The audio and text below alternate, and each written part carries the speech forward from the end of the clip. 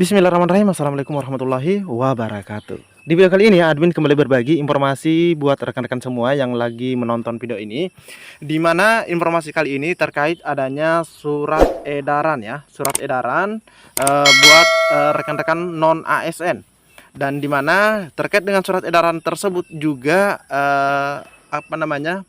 menjadi tanda bahwa tak ada lagi honorer dan honorer yang ada akan diselesaikan secepat mungkin. Jadi silahkan disimak saja videonya dengan baik, jangan di skip agar tidak salah dalam memahami informasi yang admin bagikan. Jika ada suara-suara berisik, abaikan saja.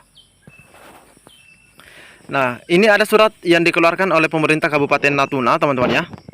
Ditujukan kepada Kepala Perangkat Daerah, Direktur UPTD RSUD Natuna, para kepala UPTD Puskesmas, para kepala sekolah dan satuan pendidikan non formal. Jadi semuanya pemerintah harus tahu ya, termasuk para kepala sekolah. Nah, di surat edaran ini dengan nomor 800.1 sekian ini dikeluarkan di bulan 11 tahun 2024 tentang larangan pengangkatan tenaga non aparatur sipil negara atau non ASN di lingkungan pemerintah Kabupaten Natuna. Nah, dalam rangka melaksanakan tata kelola pemerintahan yang baik, yang memiliki integritas profesional, netral dan bebas dari intervensi politik, bersih dari praktik korupsi, kolusi dan nepotisme, serta mampu menyelenggarakan pelayanan publik dan penyempurnaan terhadap pelaksanaan manajemen aparatur sipil negara.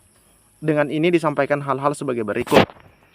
Nah, di pasal 65 Undang-Undang Nomor 20 Tahun 2023 tentang ASN ada aturan bahwa ayat pertama, PPK dilarang mengangkat pegawai non-ASN untuk mengisi jabatan ASN. Jadi non-ASN tidak boleh diangkat untuk mengisi jabatan ASN. Itu ayat 1. Ayat 2, larangan sebagaimana dimaksud ayat 1 berlaku juga untuk pejabat lain di instansi pemerintah yang melakukan pengangkatan pegawai non-ASN. Di ayat ketiga, pejabat pembina kepegawaian dan pejabat lain sebagaimana dimaksud pada ayat 1 dan 2 yang mengangkat pegawai non-ASN untuk mengisi jabatan ASN dikenakan sanksi sesuai dengan ketentuan peraturan perundang-undangan. Di poin kedua, dalam surat Mempan RB bernomor B sekian tahun 2022 tanggal 31 Mei 2022 perihal status kepegawaian di lingkungan instansi pemerintah pusat dan pemerintah daerah, yang mana kita ketahui yang hanya ada dua, yaitu ASN PNS dan P3K. Nah, untuk melihat lebih lengkap isi dari surat ini, kita bisa menyimaknya bersama-sama.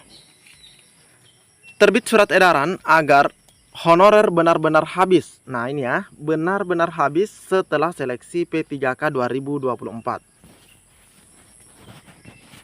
Pemerintah Kabupaten Natuna Provinsi Kepulauan Riau atau Kepri memastikan tidak akan merekrut tenaga non-ASN atau honorer lagi. Nah, oke.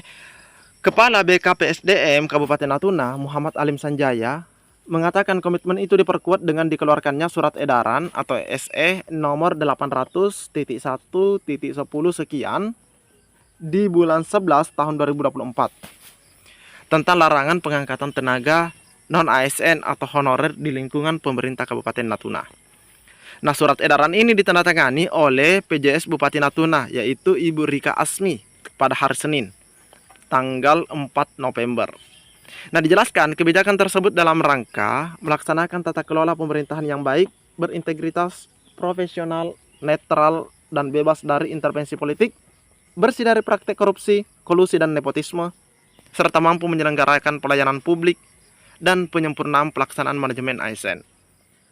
Dengan adanya surat tersebut memperkuat bahwa kepala perangkat daerah dilarang untuk mengangkat tenaga non-ASN dengan alasan menggantikan tenaga non-ASN yang telah diangkat menjadi ASN. Sesuai dengan surat edaran itu, lanjut dia, apabila ada yang memaksa mengangkat tenaga non-ASN atau honorer, maka konsekuensi hukum terhadap hal tersebut menjadi tanggung jawab para kepala perangkat daerah tersebut. Dia mengingatkan kepala perangkat daerah untuk mengindahkan aturan itu agar tidak bermasalah di kemudian hari. Ditegaskan bahwa pemerintah Kabupaten Natuna tengah berupaya mengurangi jumlah tenaga non-ASN atau honorer di setiap unit kerja. Pastinya teman-teman bertanya-tanya bagaimana dengan non-ASN yang saat ini gagal dalam seleksi administrasi. Nah, oke teman-teman ya. Di sini diinformasikan bahwa caranya tadi kan harus diselesaikan, dikurangi bahkan diselesaikan. Caranya adalah dengan membuka perekrutan CPNS. Nah, ini ya, calon pegawai negeri sipil dan pegawai pemerintah dengan perjanjian kerja setiap tahun. Nah, ini akan dibuka CPNS dan P3K setiap tahun, teman-teman.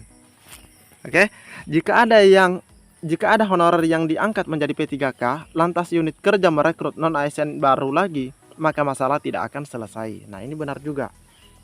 Jika posisi tenaga non ASN yang telah menjadi ASN terus digantikan oleh honorer, tidak akan habis. Makanya makanya tidak boleh angkat yang baru, dan yang sudah ada ini akan direkrut baik dalam CPNS jika usianya, karena kalau CPNS itu ada usia maksimal 35 tahun. Terus yang 35 tahun plus, nah dia itu akan nanti direkrut melalui P3K. Dan di sini pemerintah setempat mengatakan setiap tahun. Teman-teman ya. Jadi ini langkah baik juga yang telah dilakukan oleh pemerintah setempat. Tidak ada penambahan honorer, dan yang sudah ada akan diselesaikan. Pastinya yang termasuk TMS.